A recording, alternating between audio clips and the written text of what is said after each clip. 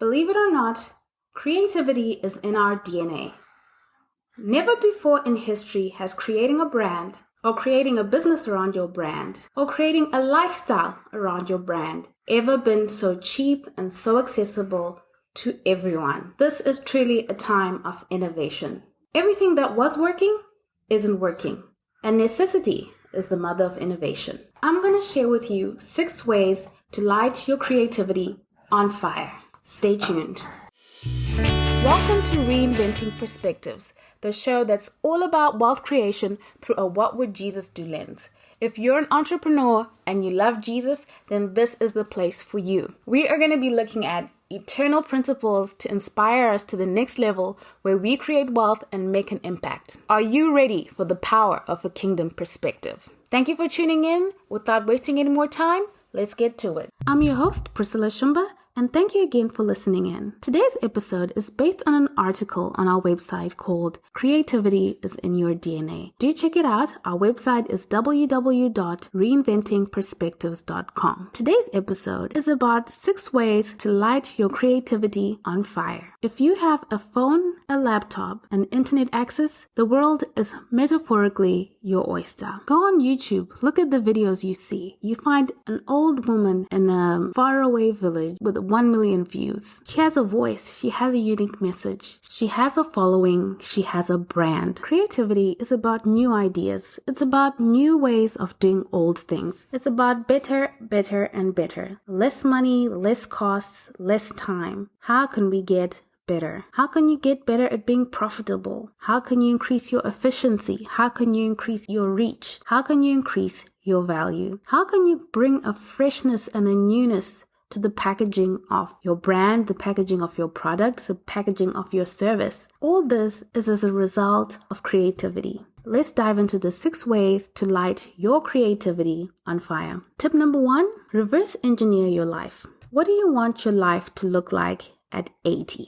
Then begin to make decisions that create that life. If that life that you desire is big enough and the goals that you're trying to reach are big enough, you'll find a way. Necessity is the mother of all innovation. Abraham Lincoln is known as saying, the most reliable way to predict the future is to create it. Don't ever think that you're not creative. In order for us to understand who we are, we have to go back to our origin. In Genesis, we are told that we are made in the likeness of the Creator. So creativity is part of who we are. That's why we say creativity is in our DNA. It's only a matter of us igniting the creative fire that's within us. We can't change the past. The only thing we can change is the future. And legacies are not made in heaven. I love Ecclesiastes 9:10. It says, whatever your hands find to do, do it with all your might, for there is no work or device or knowledge or wisdom in the grave where you are going. In other words, the only time you have is right now. Whatever you wanted to do, whatever you dreamt of doing, whatever you imagined of doing, do it now. There's an anonymous quote, don't wait for opportunity, create it. When you reverse engineer your life by looking at where you want to be and working backwards, you can identify what steps you need to take to get to where you're going. You'd begin to realize that if you're doing things half-hearted today, that's not going to lead to a great life. But when you begin to pour your heart into something, creativity will naturally emerge and you will find a way. They say there are many roads that lead to a place. Finding those many roads, that's being creative. Tip number 2, do things with passion, with a perspective of being outside the box.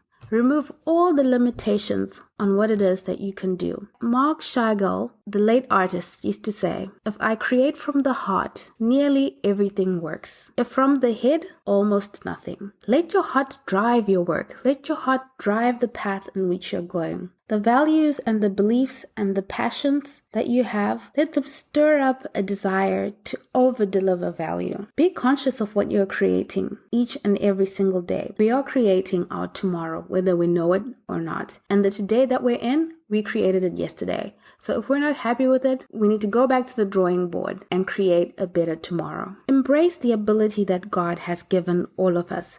We are co-creators with Christ in this life. T.D. Jakes says, God doesn't make furniture. He's made the trees. Making furniture, that's up to us. the job of creating beautiful things with what God has given us. That's our way of saying thank you to God for giving us a beautiful world. We are our highest selves when we create. Tip number 3, make an environment for yourself that is conducive to creativity. You have to eat, sleep, drink, whatever it is. And when your mind is fixed on something, creativity naturally flows. Some people refer to this as a flow state, being in the zone, where there are no distractions and your mind is zoned in and flowing in a space. You have time to think and time to be still. That's an environment for creativity. When you still your mind, what you need to do becomes clear. The Bible says, be still and know that I am God. That connection with the Creator and being present and being in meditation allows for us to see things in a new way. Joshua 1 verse 8 says, keep this book of law always on your lips. Meditate on it day and night so that you may be careful to do everything written in it. Then you will prosper and be successful. Connect to the source of creation, the Creator. If you think about it, every successful person, every person who has, become hugely successful has created something. Tip number 4, speak things into being. You have a dream, you have an idea, you have a vision. Write it down first and then speak about it. Speak things into being. If you keep it to yourself, then how do you galvanize the troops? How do you get people to rally behind your dream or to rally behind your vision? Because if it's a big enough dream, you can't do it alone. You can never go it alone and be successful. 2-time NBA championship winner Kenny the Jet Smith says he has never met a successful person who didn't have a coach. So you need a team. You need people who are helping you from behind. You need people who are running alongside with you to bring whatever it is that you're trying to create into being. And if you think about it, in the beginning, there's a reason Genesis 1 tells us that God spoke things into being. The way he created was by speaking things into existence. Everything in the Bible is for us to learn. Everything in the Bible is an example to us of how to do things. Part of a leader's job is to excite the team. Excite the team about what you're trying to do. You need the support. Even if you're a solo entrepreneur, you need the support of your spouse. You need the support of your friends, and you need the support of your family. So you have to learn to speak things into being, to speak with energy, to get people excited about what it is that you're trying to do. Don't worry about the mechanics, the how, the what, the when. Just communicate the vision. And if you think about it, that's what a pitch is. When you go to an investor and you're trying to get them to fund your idea, you go to them with the pitch. You speak things into being. As you speak, they decide if they want to support or come for the ride in whatever it is that you're doing. Speaking about things is also a way of making yourself accountable. You're forced to make a commitment, if for nothing else but for fear of humiliation.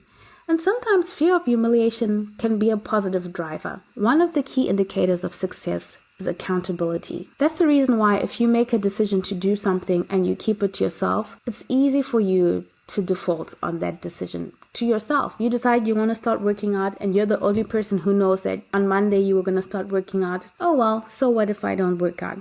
But if you say it out loud and you let everyone know, just the thought of bumping into someone who's going to ask you if you've started working out sometimes is a big enough reason to get yourself out of bed and into that gym. Tip number 5, creativity is about trial and error. We have to be okay with making mistakes. If you think about it, that really is the meaning of research and development in corporations. Thomas Edison said, "I have not failed. I've just found 10,000 ways that won't work." Isn't that brilliant? All the genius we enjoy today came from this process of trial and error. Someone made the mistakes over and over and again for us to get to even the smallest thing, for us to get that perfect cup of tea or that perfect cup of coffee in the morning. Somebody put their mind to work and created that we all enjoy today. As you're going through your creative process, keep a book of the process. Document everything. Kenny the Jet Smith says, sometimes you win when you lose, and sometimes you lose when you win. He explained it this way. He said, sometimes you win even though you do everything wrong. So you don't really learn what you should learn. But sometimes you lose. And because you lose, you're able to identify what you did wrong. So losing is just part of the process. Trial and error will get us to something beautiful. Tip number 6, be bold. You know that saying, be bold and mighty forces will come to your aid. Creativity is a magnet. It's a muscle that you have to develop by doing it over and over again. And the more you determine to be creative, the easier it gets. And everyone is endowed with the ability to be creative. The ability to make a way when there's no way. That ability to push boundaries and allow your true self to emerge. Basically, is dealing with problems and finding new solutions and adapting to change and pivoting. That really is what creativity is about. Embrace the inventor in you. Always ask, well, why not? Why not more? Why not better? Why not faster? Why not easier? Why not cheaper? Why not more value? Mark 9 verse 23 says, if you can believe, all things are possible to him who believes. So that dream, that idea, that random thing that crossed your mind, that just sounds so bizarre, reverse engineer it. Get to the point where you have one step that will point you in that direction, even if it's a faraway step, and then take that one step. Put your passion and your heart into it, because when you create from the heart, only good things can come. Make sure that you have an environment that allows for you to be more and more creative. Speak things into being. As you begin to create, embrace errors. Remember, trial and error is a normal part of an experiment. And be bold. Be bold in the things you want to create.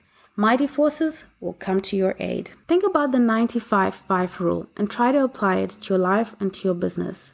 Spend 95% of your time on creating income and 5% of your time on budgets. Success is 90% mental, but it requires a system. Have a system where you devote time to creativity. And the more you encounter small wins, the more energized you'll be and the more you will tap into that truest version of yourself, because we are our highest selves when we create. If you got any value out of this, please do leave a review. And to join the conversation, go to www.reinventingperspectives.com. Would love to hear what you have to say. And check out our YouTube page, Reinventing Perspectives. Thank you again, and until next episode,